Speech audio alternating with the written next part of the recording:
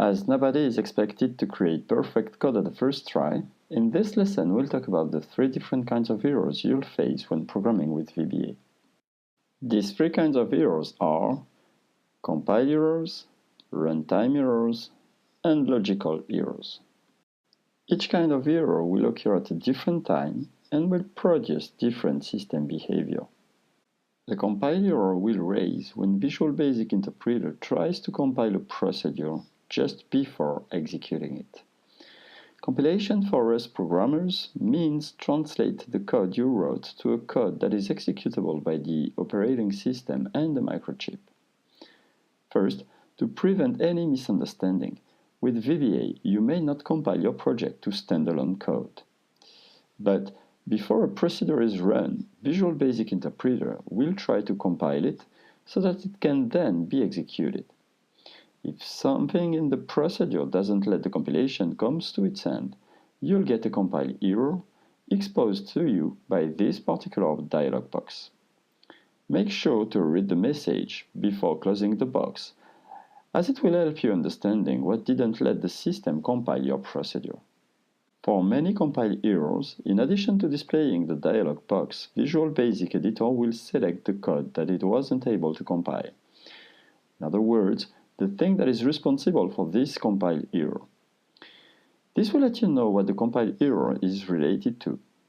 In this procedure, for instance, as you can see, we had a variable not defined error, and the first name was selected in the code.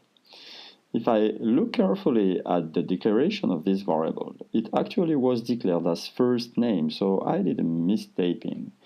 Fixing the error won't be long nor complex. I only have to type first name instead of first name when I'm calling the MSG box. Mostly encountered compile errors will probably be syntax errors. Variable not defined error, at least the declarations have to be explicit in the module you're in.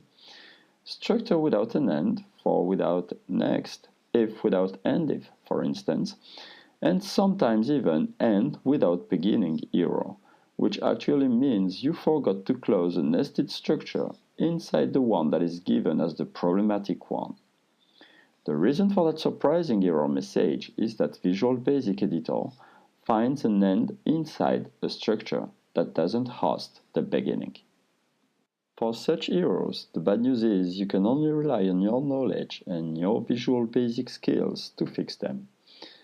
Normally at that time, you should be able to fix all compile errors, even if some of them could be hard to understand.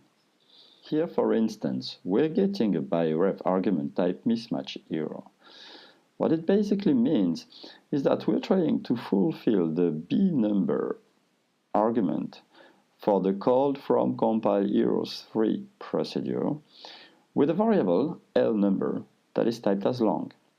As we cannot see any by val before the argument in the procedure's declaration, it means that it has to be given by a ref. And if you want to be able to give a variable for such an argument, you have to make sure your variable is of the exact same type as the argument was declared.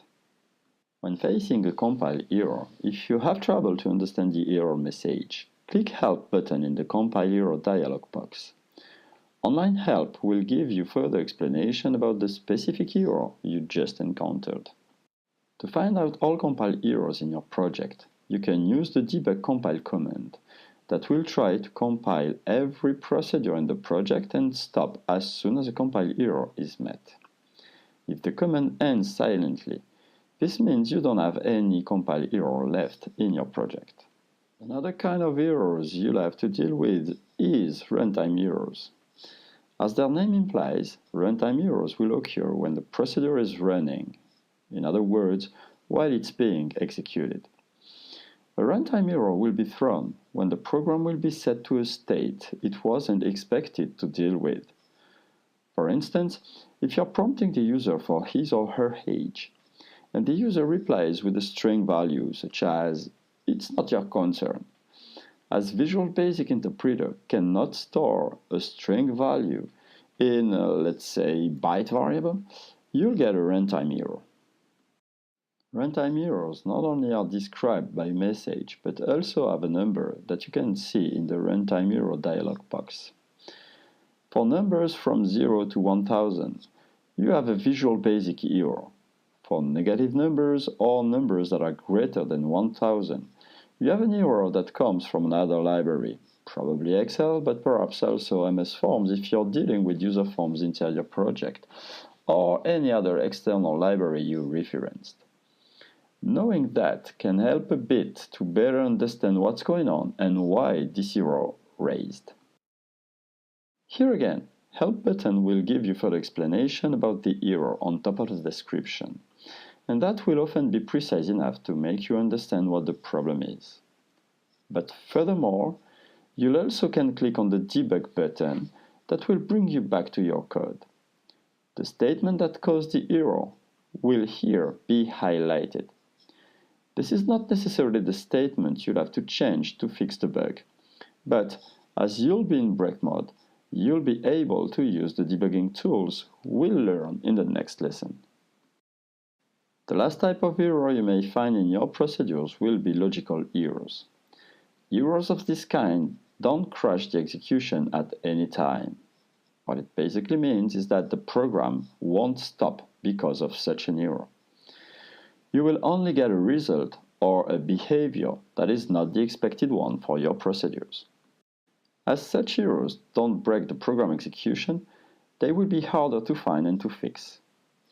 The best advice I can give you for such errors is to look for the part of the program that most likely be the place where the error is set and use a breakpoint at its very beginning. You can set a breakpoint on any executed statement, not decorative ones, by clicking on the indicators bar just in front of the statement that will then break the program execution. You can also click anywhere inside this statement and then use F9 to set a breakpoint. Breakpoints can be then removed using the same operations, or thanks to the debug remove all breakpoints operation. Thanks to breakpoints, the program execution will stop, and thus you'll be able to use debugging tools we'll learn in the next lesson.